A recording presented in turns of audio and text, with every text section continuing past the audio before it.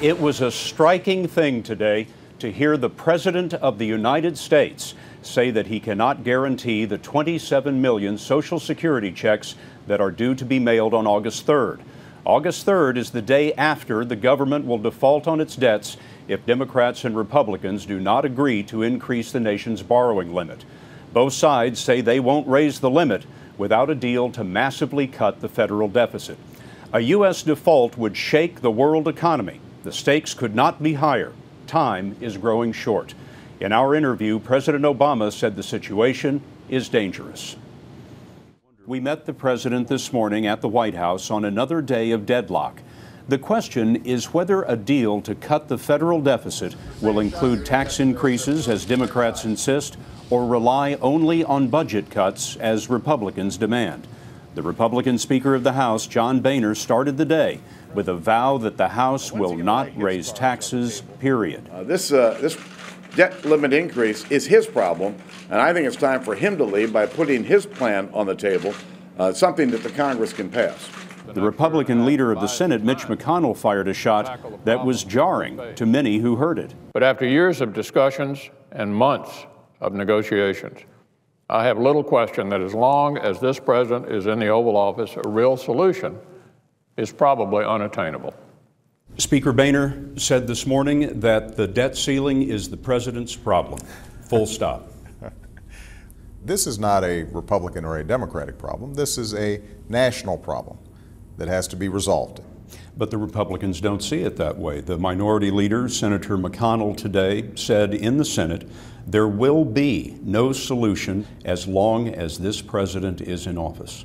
Well, let me say this. Mr. McConnell said, I think the day I was elected, that his job was to try to see me beat. I think what the American people are looking for is not that kind of partisan politics. And what I'm offering is a way for us to finally solve this debt and deficit problem in a serious way with substantial cuts in discretionary spending, substantial cuts in defense spending, substantial changes to entitlements like Medicare and Social Security that would stabilize those programs and make them available for the next generation. And what I'm asking in return from the Republicans is that people like myself who can afford it put a little bit of revenue in so that we don't end up having to put the entire burden of dealing with this debt on the backs of middle-class families and seniors and students and poor kids. Every day you bring the leadership into the cabinet room right next to the Oval Office, but I wonder, isn't the problem that a large number of the members of Congress will not follow your leadership or the Republican leadership? Well, I actually think that the Democrats are prepared to make compromises and will follow my leadership. You can deliver the Democrats? I am absolutely positive that Democrats are willing to compromise. That doesn't mean I'm going to get 100% of Democrats, because you don't get 100% of anything around here. And yes, there's going to be resistance in my party traditionally to any changes in entitlement programs. We have to be willing to take on some of our sacred cows to solve the problem. Then doesn't it make sense for oil and gas companies, for example, who've made tens of billions of dollars because gas prices have been high, to pay a little more?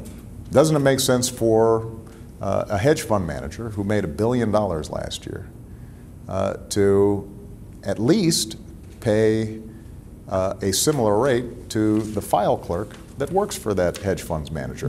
I don't think that is so. Well, the Republicans don't think so. I understand, Scott. I guess my point is this. I understand the Republicans don't think so. What I'm saying is what makes sense.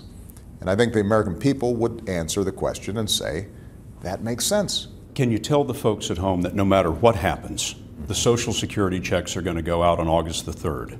There are about $20 billion worth of Social Security checks that have to go out the day after the government is supposedly going to go into default. Well, this is not just a matter of Social Security checks. These are veterans checks. These are folks on disability and their checks.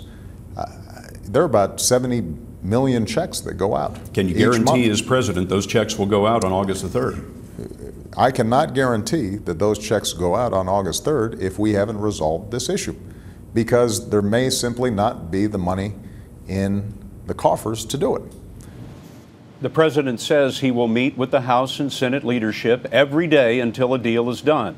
Today's meeting at the White House just broke up. It was the longest meeting so far, more than 2 hours.